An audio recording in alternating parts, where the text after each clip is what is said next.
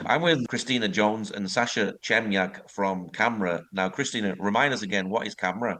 CAMERA stands for the Committee for Accuracy in Middle East Reporting and Analysis. In short, we are a nonpartisan media watch organization about ensuring accuracy when it comes to Israel and the wider Middle East.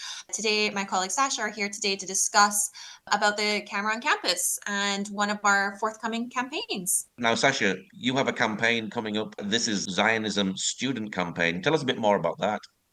Yeah, so This is Zionism is a part of a multi-campaign initiative that we run throughout the course of the academic year. This is Zionism is the last campaign that we do each year, and it is about explaining what Zionism means. It's about celebrating the uniqueness, the importance, the significance of Zionism as an indigenous peoples movement, the return to our ancestral homeland.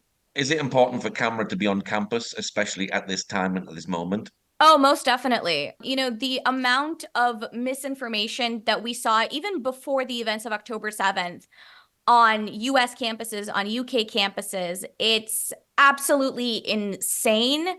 The amount of lies, falsifications, misrepresentations of their realities, and including taking the word Zionism, right? Which is a movement for, Jewish self-determination in our ancestral homeland, which is Israel, right? And turning that into something nefarious to the point where being called a Zionist is like the worst thing you could possibly be in the world.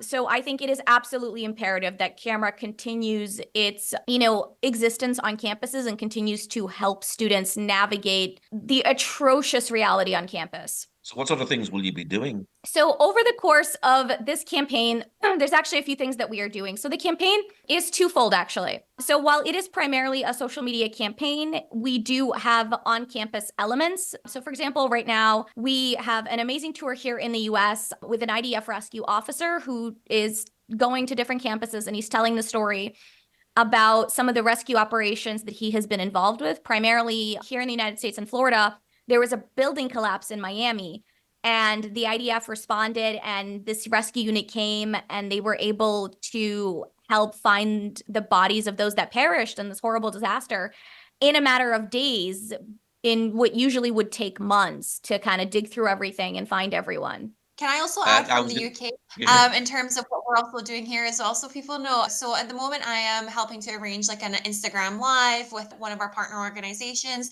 to discuss women in Zionism and the influential roles that they hold today in society as well, and being a Zionist and a woman and how they go hand in hand as well. And another thing is, Sasha, I don't know if you want to expand a little bit more as well after I've said something, but we're going to be having, I can't remember if we're doing an Instagram live or if we're going to be a Zoom session. I think we're maybe still figuring out the last little bit details, but we're going to be having Colonel Richard Kemp. He's actually one of our partners as part of this campaign as well. And we're going to be discussing with him like how he understanding his Zionism and how it comes from a military perspective. And he'll be having a conversation with one of our colleagues who is a former IDF soldier.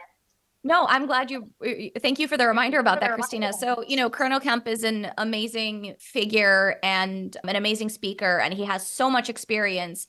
And one of the things that this campaign emphasizes is the different types of Zionism that exists. Even when you go to and I'll get to Colonel Kemp in a second, but there's different kinds of Zionism, right? Zionism can come from a religious perspective. It can come from an activist perspective.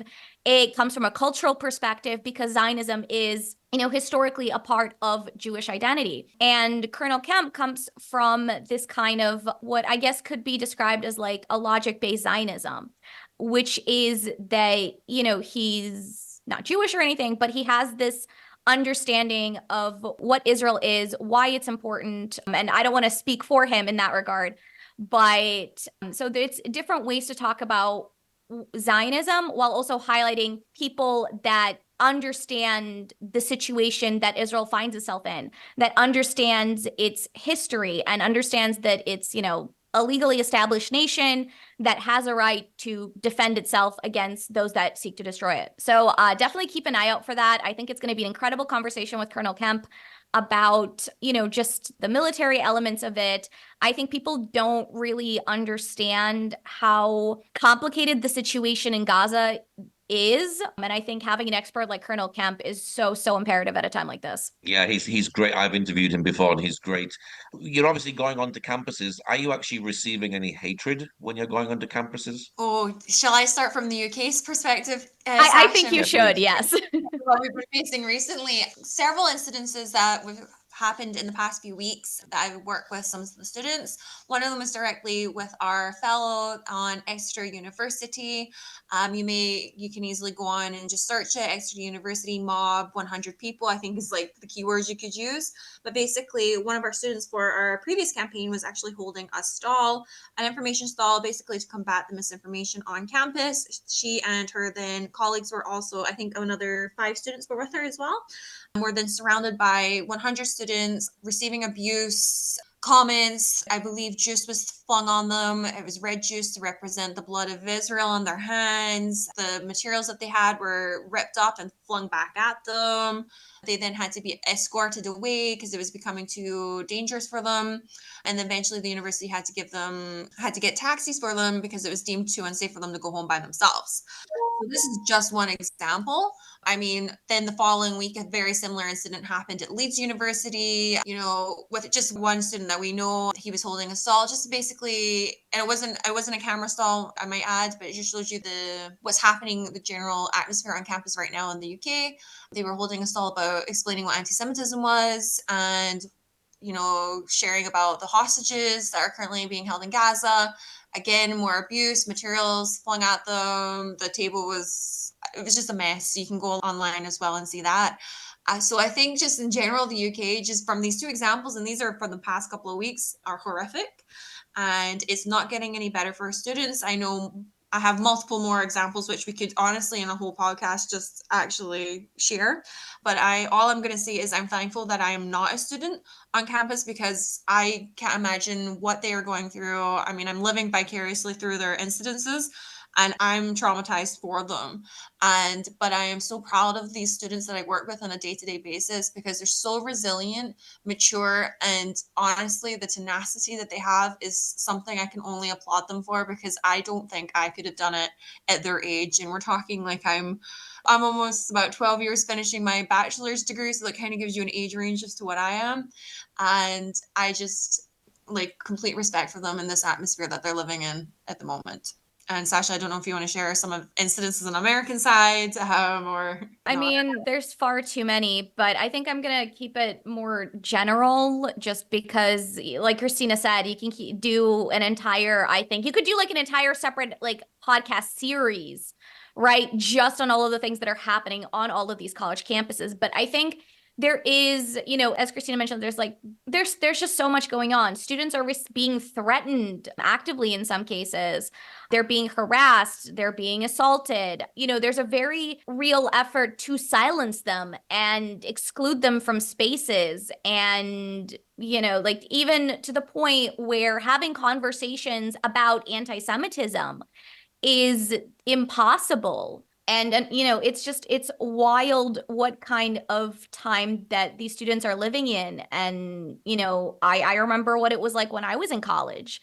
And granted, that was, we're not gonna say exactly when that was, but it was a while ago. And the landscape has become so much worse. And in the wake of October 7th, it's, there's rallies on campuses where they're chanting, to globalize the Intifada and all of these things. And, if I'm a Jewish student and I'm walking past this, like that's, scary as an adult, as, well, these are also adults, but, as like an adult with life experience outside of a university setting. And so to see these, 18 to 22-year-olds dealing with this, but then they are able to stand strong and continue to advocate for Jewish self-determination is really inspiring and really reminds, I think, a lot of us that like this is, what we're doing is so important and so imperative. Sounds quite shocking, and I imagine it puts a lot of pressure on the Jewish students just to see how standing up for Zionism or Israel is actually being a threat. Yeah, for sure. It's just everything is very charged right now. And, even I went to one of these rallies and I tried to engage with the students. And she's like, well, did you see this video of X, Y, and Z? And I said, I didn't. Like, show me the video. And she's like, oh, I'm not doing this with you. and I asked her, like, doing what? She's like, oh, you know what? And it makes it very difficult when, like, I was talking to another student who didn't really know much about this, and we're, taking each other's perspective. We're trying to have a conversation about the situation in a rational way. And, in comes in this random girl who I guess thinks she's an expert on this. And she just like completely dismissed any kind of real conversation. And I think that goes back to this kind of, because part of this isn't just to silence Jewish students or pro-Israel students. It's an effort to ostracize them. And this kind of goes into this, what do you call it? I'm trying to think of the word. Like anti-normalization campaign, essentially, because they won't even engage in a real conversation oftentimes. And it makes it really difficult to engage with students that are interested in learning and are interested in having a rational conversation, because these guys come in and they're like, well, you shouldn't talk to these people, because if they talk to us, they are normalizing our existence and they are validating the fact that Zionism has a space even in a conversation. And this is a lot of what we're seeing, where like you just can't have a normal conversation with people. And these aren't necessarily even students sometimes that are directly involved in these, I think in the UK, they're called Palestine societies. So it's hard when you're trying to engage with one person who might be interested, and this other student comes along and is like, well, you're just evil. And they're like, what is your response to this horrible thing that I allegedly saw that is like totally factual that I probably watched on TikTok? And when you try to engage, like, okay, show me a source, show me where you're getting your information, it doesn't happen, either because they don't have a source, or like, I guess that means if they start engaging with us and even showing us this post somehow validates our ability to engage in a conversation. It's very, very wild. I think there's also a few things to add to that as well. Like these individuals who are, on the other side, we'll put it that way, also claim to be liberal and want to hear and, hear other people's opinions. So why is it when it comes to Jewish students and Zionist voices that they're being silenced, consecutively? So therefore, it's an antithesis of what they stand for as well. And I think we need to recognize that generally too when we're having this kind of conversation, and also when they're spouting off this nonsense as well, like don't engage with this person, for example. Sasha's given some examples. It also further fuels anti-Semitism, in my opinion, because like, well, let's not talk to them because they believe in the Zionist state or the Jewish state. It further fuels this like hatred. And we are, especially in the UK, anti-Semitic incidences are up more than 500% since October 7th. So I think we need to be aware and having this kind of conversation too on a wider basis as well. Well, the big question is, what is Zionism? If people are so offended about Zionism, what is Zionism? So Zionism, despite what decades of Soviet propaganda will suggest, is Zionism is the self-determination of the Jewish people in their ancestral homeland.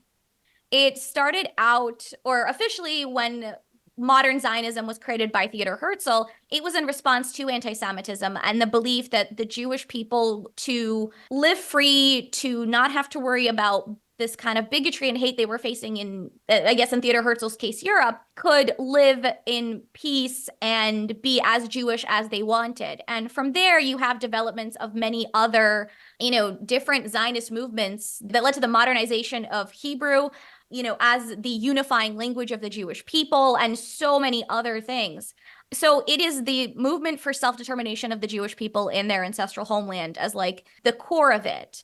But what keeps happening, and I remembered my point to Christina's earlier point, is there's this conflation of Zionism with things like white supremacy, or they'll use Jewish supremacy. And there's so many people that advocate for their own self-determination and the rights of their own communities to exist and be able to practice and be within that identity, however they feel, is right for them. And so to see Zionism be targeted as this supremacist movement when it's not is really disheartening, because it makes it easy, because I mentioned this earlier, right? The detractors have twisted Zionism into be this something evil and nefarious thing. They've conflated it with colonialism and white supremacy and all of these things that we objectively know are wrong and bad and evil and whatever, and have attached it to Zionism. And, I mentioned a lot of that comes from the olden Soviet propaganda,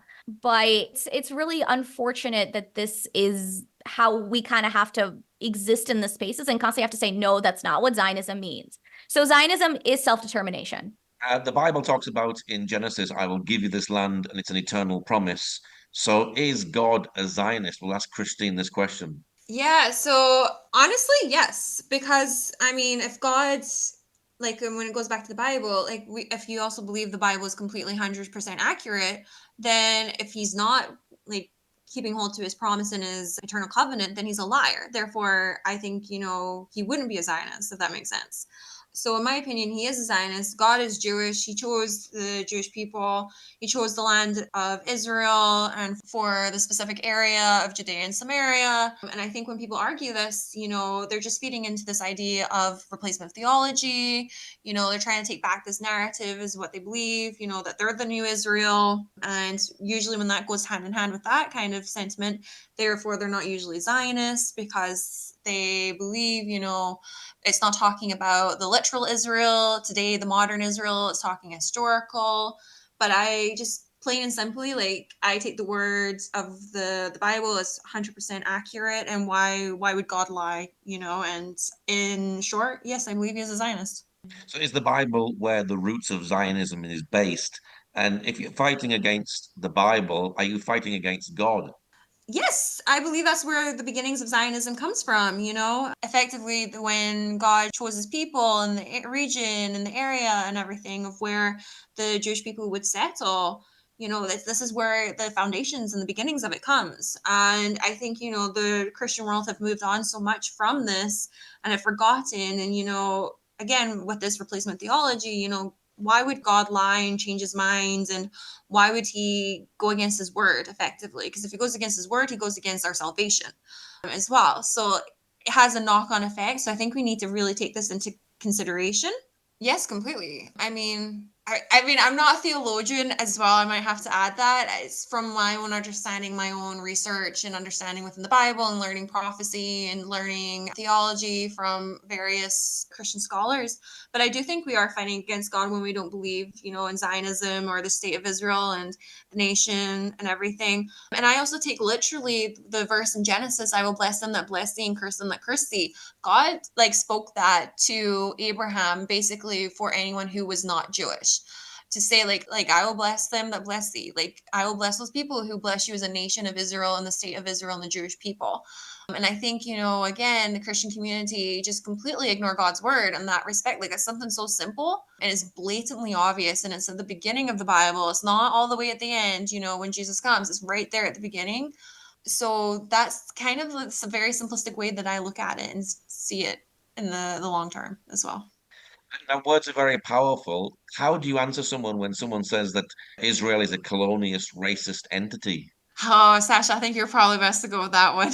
Well, I think the first thing is, when I defined what Zionism is, and I said this is a Jewish movement for self-determination, what is important to note is that Jews are indigenous to this land. Going to your earlier questions about the Bible, Jewish history, actually on our website, zionism.me, we have a timeline of Jewish history up through the founding of the state of Israel. So we go through Jews living under King David, under King Solomon, going through the history, because Jews have, although we were expelled from this land, this is ultimately where our people come from, where our culture is tied back to. Jews pray towards Jerusalem. A lot of our cultural traditions are directly or indirectly related to the land of Israel. There's even certain holidays and certain practices you cannot do, I think. I'm also not a theologian, so I hope I'm not completely incorrect when I say this. There's also certain traditions and things that you can only do if you are in the land of Israel. If we're a colonialist entity, we wouldn't have those connections. You know what I mean?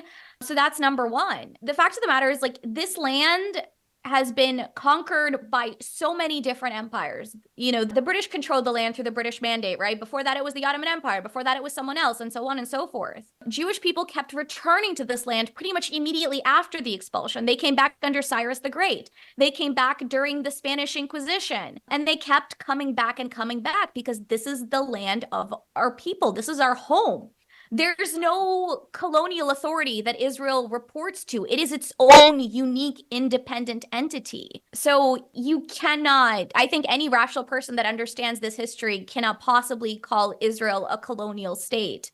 And, you know, in terms of the charge of racism, I think any country can be called racist. Every country has problems and its own internal struggles. I don't think Israel is in itself at its core a racist nation. I think it's a very loving, a very community-oriented place. What is your hope for this campaign, and what special speakers have you got? So Christine already mentioned Colonel Kemp. We have our IDF soldier who's currently on a tour of the US. Those are kind of the biggest two that we are working with. We're also partnering with many different Israel-oriented organizations. And so when the campaign is launched, all of them will be mentioned and noted in our campaign promo. But we work with many other Jewish or pro-Israel-oriented organizations. And so the hope is that people will look past the vacuum of social media and will take the time to peruse our timeline and learn about the different types of Zionism and maybe gain some perspective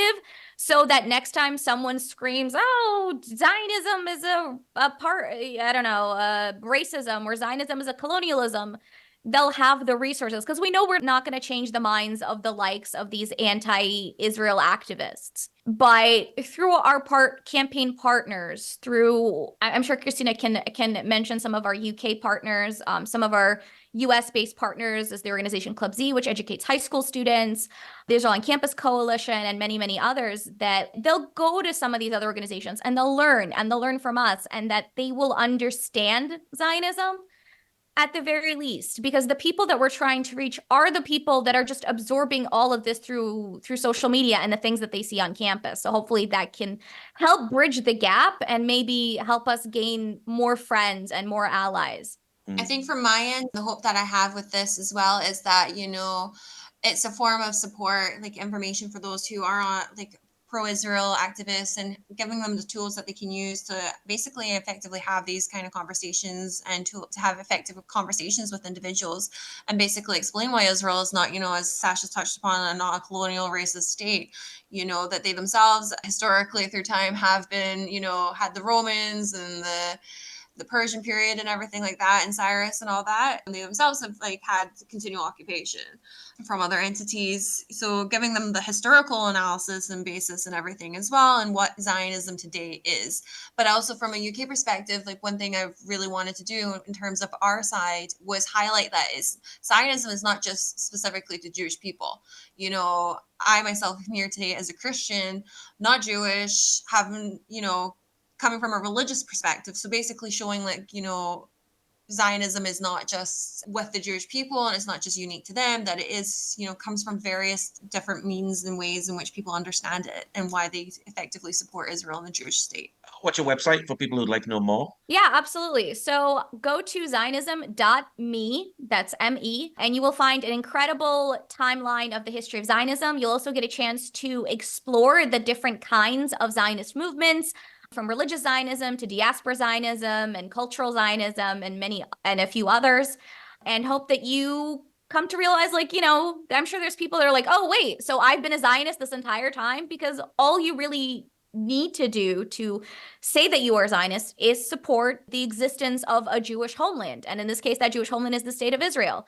Obviously, it doesn't mean agreeing with every Israeli policy or every Israeli politician or anything like that. It just means that you support the right of the Jewish people to be able to have a homeland in the place where our homeland was. And, you know, the fact that we are able to have this Jewish homeland again, where you can be as secular or religious as you like, and you can be proud of your Jewishness, and you never have to hide it or be concerned that somebody's going to look at you funny, or, you know, make comments, you know, that are like coded in anti-Semitic language, is incredible. And that, I think, is something so, so beautiful about the fact that we are able to have this country that we can call our own. Well, Christina and Sasha, thank you very much for joining today. Thank you so much, Paul, for having us. It was an absolute pleasure. And be sure to check us out on all of our social medias, Instagram, Twitter, Facebook, and check out the campaign, This is Zionism.